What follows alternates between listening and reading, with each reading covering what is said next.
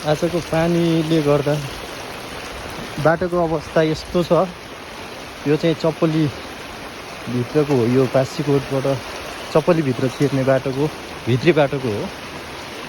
पानीले गरेको क्षति सामान्य पानी परेको हो, सामान्य परिरहेछ, त्यस्तो ठुलो पानी होइन, तर भने नि यस्तो बनाइसकेको छ। त्यही भएर सचेत रहनु होला सबैजना।